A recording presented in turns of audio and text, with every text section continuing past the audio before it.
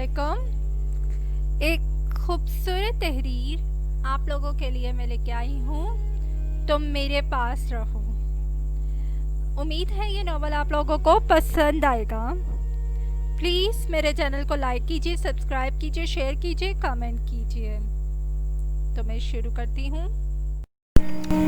रंजिश ही सही, दिल ही दुखाने के लिए फिर से मुझे छोड़ जाने के लिए पहले से मरासिम ना सही फिर तो कभी रस्मो राह दुनिया को निभाने के लिए कुछ तो मेरे पंधारे मोहब्बत का भरम रख, तू भी कभी मुझको मनाने के लिए किस किस को बताएंगे जुदाई का सबब हम, तुम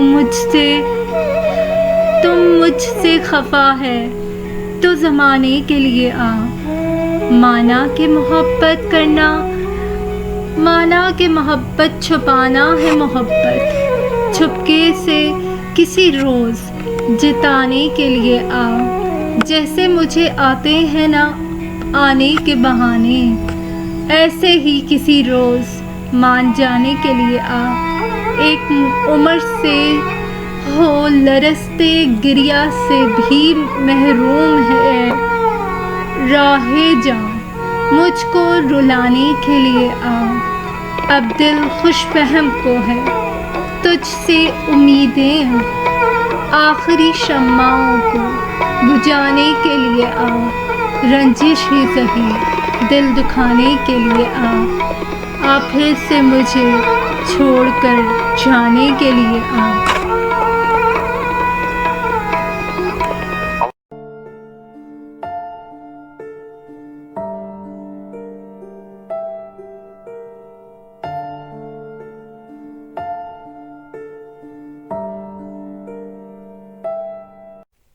रात की स्याह चादर पर सफ़ेद बर्फ़ की तह जमती जा रही थी।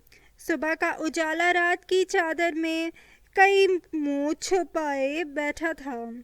आसमान से घिरते रुई के गालों जैसी बर्फ़ और बर्फ़ के रेज़ों ने घरों, दरख्तों, ज़मीन और ज़मीन पे दबेस बर्फ़ की तह जमा दी थी। जिंदगी घरों में मफलूज होकर रह गई थी। लोग घरों में दुबके बैठे थे। खामोश फिजा में घड़ी की टिक टिक सुइयां गुजरती रात का पता दे रही थी, लेकिन उनकी जिंदगी 18 सालों से घड़ी की इन सुइयों में रुकी हुई थी, अटकी हुई थी, उलझी हुई थी। कोई भी मौसम नवीद सुनाई नहीं देती थी। जिंदगी का सफ़र खुद जुरेज अफंदी को तय कर रहा था। इन्हें यूं लगता था जैसे वो तपते सहरा में सफ़र कर रहे हों। रेजा रेजा करता टूटता बदन अब थकने लगा था। इन्हें यूं लगता था कि वो एक अरसे से खुद से लापता था। अपनी बिछड़ी हुई ज़िंदगी से दोबारा मिलने की आखिरी उम्मीद किसी बुझे हुए चिराग की आखिरी करा बनती जा रही थी। मोहब्बत ने उन्हें किसी गहरी और तकलीफ दे खामोशी पे नफ्स कर दिया था। उनकी मोहब्बत की कहानी गोया जला वतन दीवाने की कहानी थी। वो अपनी ज़िंदगी से दूर, अपनी मोहब्बत से दूर, अपने मुल्क से दूर थे। उनकी मोहब्बत की कहानी ऐसी रातों की कहानी थी जब चाँद तो निकलता लेकिन आंखें अंधी हो जाती। ज़िंदगी सदियों के इंतज़ार में कहीं दफन हो रही थी, जहाँ रात खामोशी से मुसाफत तय कर रही थी, लेकिन जुरेज अफंदी की आंखों में गोया रात ठहर गई थी। वक्त जामिद हो गया था। आतिशदान में लकड़ियाँ जल जल के राख बन गई थीं। उनकी थकी हुई आँखें, उनके हाथों में एक दिलनशीन, दिलबर, दिलरुबा शख्सियत की तस्वीर पर मरकूज थी। جس کی یادوں نے انہیں ان گنت خواہشیں، خیال و تمناؤں اور آرزوؤں کے سپرد کر رکھا تھا۔ راکنگ چیئر پہ جھولتا ان کا دل گرفتہ ساخت وجود آنکھوں میں اشک لیے اس تصویر سے نہ جانے کتنے سوال کر رہا تھا، وہ سوال جن کے جواب نہ ان کے پاس موجود تھے نہ اس عزیز شخصیت کے پاس۔ گویا قسمت نے ان سے الفاظ چھین لیے تھے، زندگی مسافر ہو گئی تھی عمر بھر کے لیے، اور جب زندگی مسافر ہو جائے تو وہ دکھوں اور غموں کی فضا سے کبھی باہر نہیں نکلتی۔ وقت کا چابک روز ایک نیا زخم زندگی کی برہنہ پیچ پر اپنا نشان چھوڑ جاتا، اور وہ زخم، پھر وہ نشان کبھی نہیں بھرتے۔ زوریز افندی گزشتہ 18 برسوں سے ان زخموں کا علاج ڈھونڈ رہے تھے، جس کا مرہم ان کے ہاتھوں میں موجود تصویر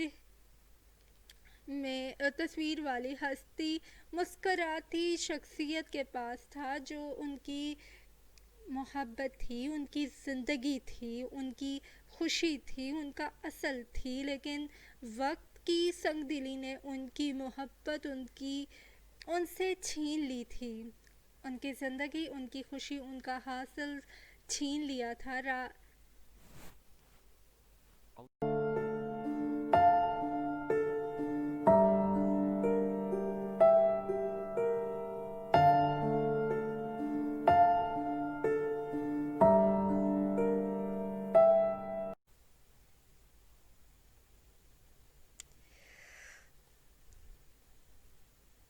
رات بھر ہونے والی بارش نے موسم سرد کر دیا تھا، یہی وجہ تھی کہ وہ اس کا بستر چھوڑنے کا دل نہیں چاہ رہا تھا۔ ماہین دروازہ کھول کر اس کے کمرے میں آئیں تو وہ منہ کے بل لیٹی گہری نیند سو رہی تھی۔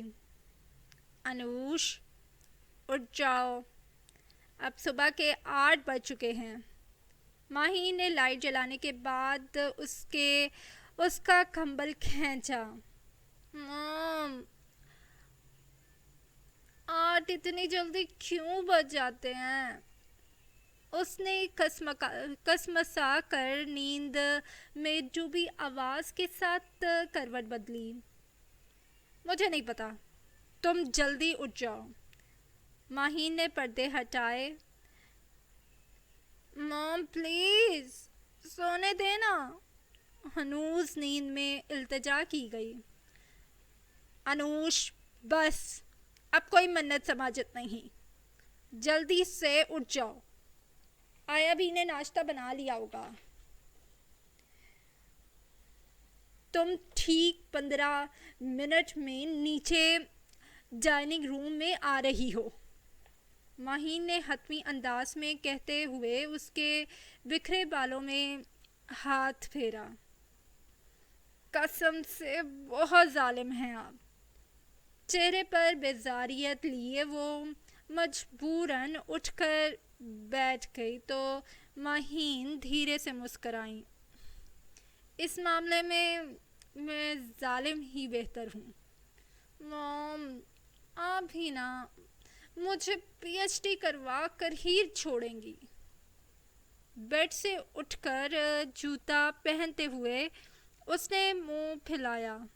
ماہین نے دھیرے سے اس کے سر پر محبت بھری چپت رسید کی۔ بالکل اپنے باپ پر گئی ہو۔ اسے بھی صبح جاگنا دنیا کا سب سے مشکل کام لگتا تھا، اور روانگی سے بولتے ہوئے وہ ایک لخت خاموش ہو گئی۔ اور کیا موم، بتائیے نا، انوش نے اشتیاق سے پوچھتے ہوئے ماہین کے گلے میں بازو ڈالے تو وہ نظریں چرا گئیں، پھر جو چہرے پر محبت و ملاحت ان کے موجود تھی وہ اس شخص کے ذکر پر غائب ہو گئی۔ کچھ نہیں، مختصر جواب۔ آپ مجھے ڈیڈ کا ذکر کرنے سے منع کرتی ہیں اور خود بہانے بہانے سے انہیں یاد کرتی ہیں۔ انوش نہ روٹھے انداز میں شکوہ کیا۔ ماہین نے غصے اور تنفر سے اس کے بازو جھٹک دیے۔ یاد؟ اور میں کیوں اس شخص کو یاد کروں گی جس نے میری زندگی برباد کر دی؟ یاد انہیں کیا جاتا ہے جن سے محبت ہو، نفرت بھرے رشتوں کو یاد نہیں کیا جاتا۔ نفرت ان کے لہجے سے عیاں تھی۔ انوش خاموش ہو گئی۔ بچپن سے لے کر آج تک وہ باپ جیسے مقدس رشتے کے پیار کھو ترسی تھی۔ اس کے اندر آج بھی باپ کی کمی ایک محرومی بن کر اسے ستایا کرتی تھی، لیکن اس طرح کی محرومی کا اس نے ماہین کے آگے ذکر نہیں کیا تھا۔ وہ جانتی تھی کہ اس کی یہ خواہش ماہین کے بے پایہ نفرت کے آگے ہار جائے گی۔ سو وہ خاموشی سے باتھ روم کی طرف بڑھ گئی اور ماہین جب نیچے ڈائننگ روم میں آئیں تو اس کے چہرے پر ناپسندیدہ خیالوں کے عکس درج تھے۔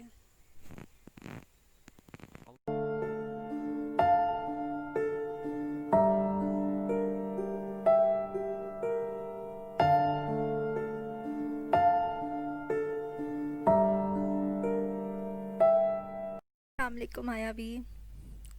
ناشتہ لگاتی آیا بھی ٹھٹک سی گئی۔ وعلیکم السلام۔ بیٹا کیا بات ہے؟ تم کچھ پریشان لگ رہی ہو۔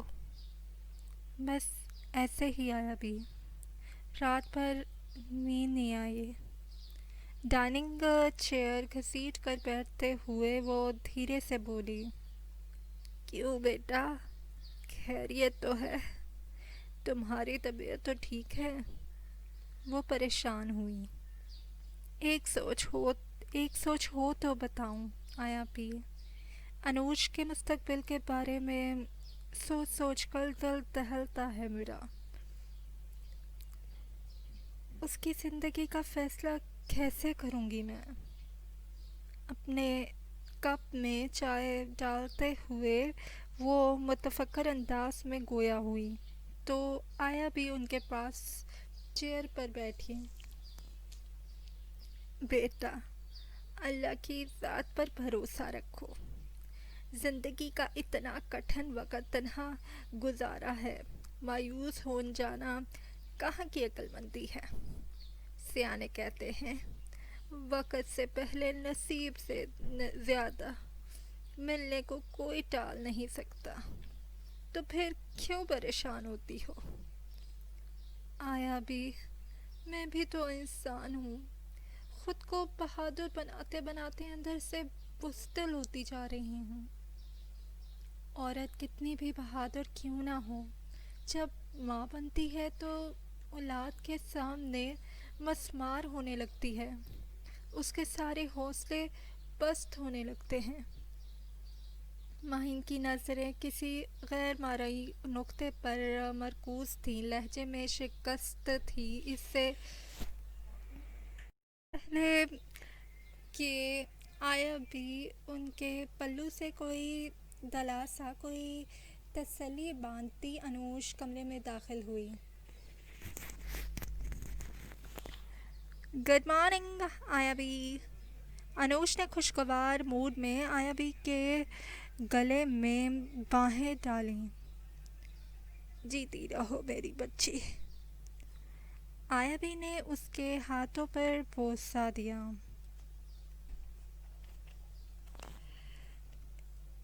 جلدی سے میرے لیے چائے بنائیے۔ چیئر گھسیٹ کر بیٹھتے ہوئے اس نے گھڑی دیکھی۔ دھیرج میری جان، ابھی ناشتہ بناتی ہوں۔ تم ناشتہ تو کرو۔ آیا بھی مسکرائیں۔ ٹائم نہیں آیا بھی، 9 بجے میری کلاس ہے۔ انوش نے جلدی سے ٹوسٹ پہ جام لگا لیا۔ تو کون کہتا ہے تمہیں گدھے گھوڑے بیچ کر سونے کے لیے؟ جلدی کیوں نہیں اٹھ جاتی؟ تاکہ ناشتہ تو ڈھنگ سے کرو۔ ماہین نے چائے پیتے ہوئے اس کی جلد بازی دیکھتے ہوئے کہا، او کم آن مام، جب تک صبح آپ کی محبت بھری ڈانٹ نہ سن لوں تو میری آنکھ کہاں کھلتی ہے؟ انوش نے مسکراتے ہوئے ماں کو دیکھا۔ ماہین بھی دھیرے سے مسکرا دی۔ ڈرامے باز، اب یہ نہ کہیے گا باپ پہ گئی ہے، نہ روٹھے انداز میں تنبیہ کی گئی تو ماہین اسے گھور کر رہ گئی۔ اس شخص کا ذکر کر کے صبح صبح میرا موڈ مت خراب کرو، ماہین نے چیئر سے اٹھتے ہوئے کہا۔ اوکے یار، نہیں کرتی آپ کا موڈ خراب۔ ڈرائیور سے کہیں گاڑی نکال دے، راستے میں مجھے سمل کو بھی پک کرنا ہے۔ ڈرائیور گاڑی ورکشاپ لے کر گیا ہے، میں آفس کے لیے نکل رہی ہوں، تم جلدی چلو، میں تمہیں چھوڑ دیتی ہوں۔ ماہین گاڑی کی چابی اٹھاتے ہوئے ڈائننگ روم سے نکلی۔ Just a minute young lady. اس نے نیپکن سے منہ صاف کیا اور چیئر سے اٹھ گئی۔ ایک تو تمہاری بٹرنگ ختم ہونے کا نام نہیں لیتی، ماہین مسکرائی۔ قسم سے آپ میری ماں نہیں میری بہن لگتی ہیں۔ انوش ماہین کے پیچھے لپکی۔ فضول باتوں میں ٹائم ویسٹ مت کرو، اپنے ساتھ ساتھ مجھے بھی آفس سے دیر کرواؤ گی۔ اوکے موم، ریلیکس۔ ایمی چھوٹی چھوٹی باتوں پر ہائپر ہو جاتی ہیں۔ انوش بھی ان کے پیچھے ڈائننگ روم سے باہر نکل گئی تھی۔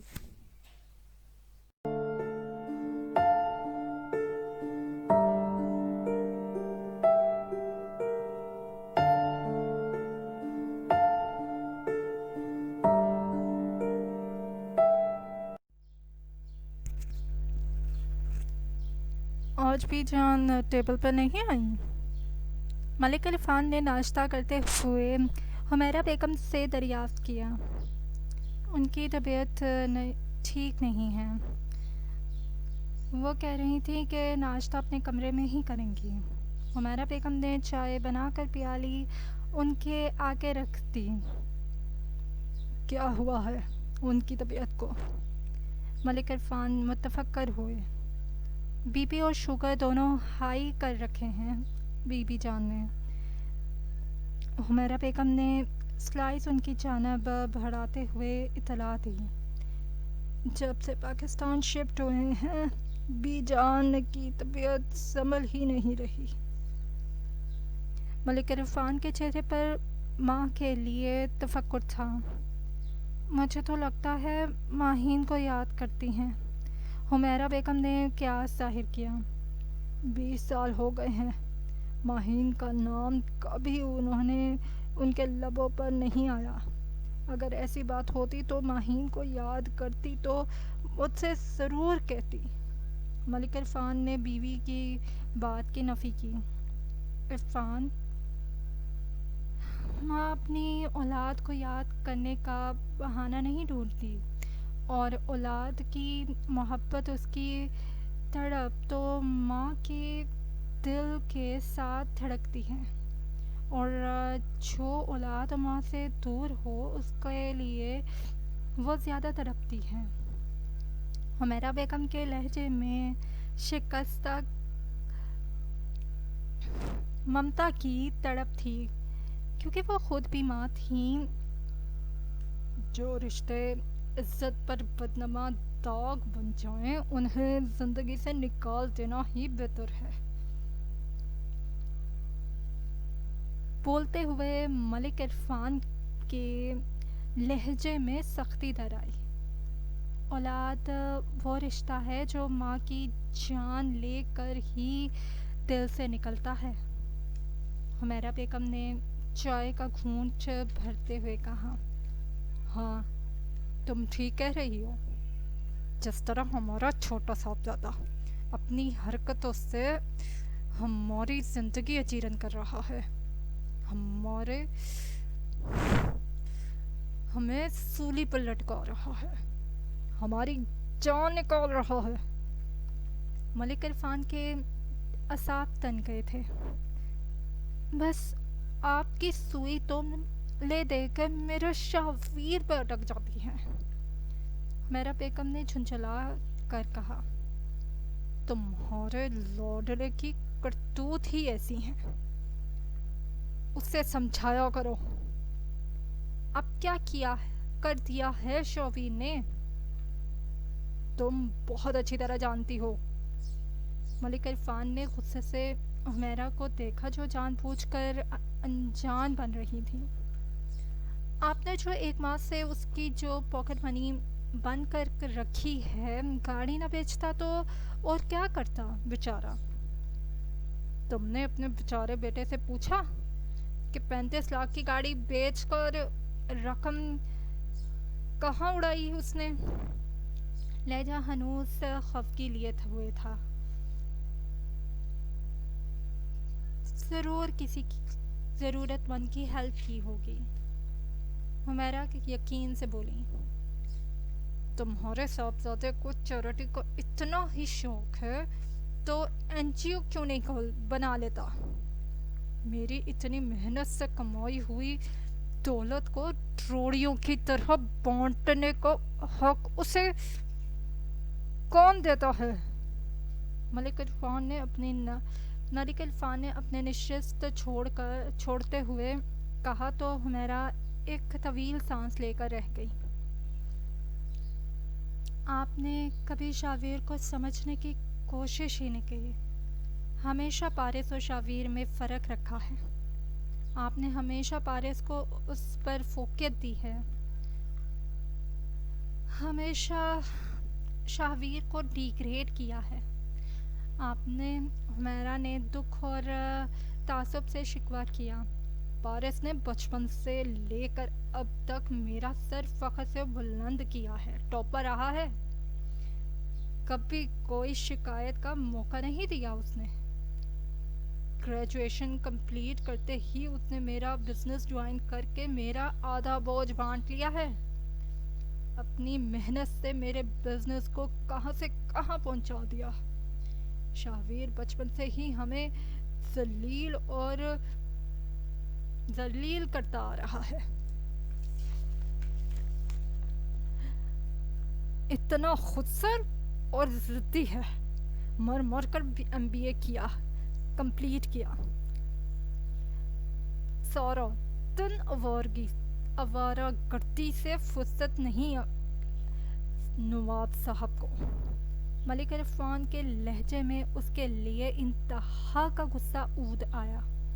عرفان 5 انگلیاں برابر نہیں ہوتی، ہر بچے کی نیچر مختلف ہوتی ہے، ایک صابر ہے تو ضروری نہیں کہ دوسرا صبر والا ہو۔ آپ کی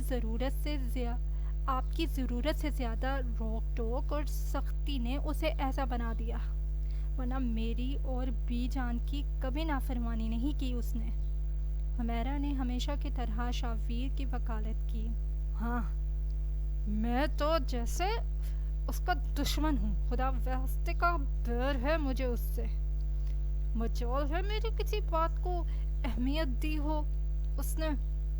ہنوز غصہ، عرفان آپ سے تو بات کرنا ہی فضول ہے، کبھی کبھی تو مجھے لگتا ہے شاہویر آپ کی سوتیلی اولاد ہے۔ حمیرہ پھٹ پڑی، اس الزام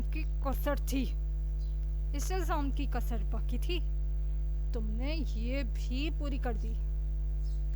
تو اور کیا کہوں، میری تو کوئی بات سننا ہی نہیں چاہتے آپ۔ حمیرہ نے خفگی سے کہا، کیا تماشا لگا رکھا ہے؟ تم دونوں نے کیوں بحث کر رہے ہو ایک دوسرے کے ساتھ؟ بی جان چھڑی کے ساتھ چلتی ہوئی آئیں۔ چھوڑے بی جان، یہ بتائیے کہ آپ کی طبیعت کیسی ہے؟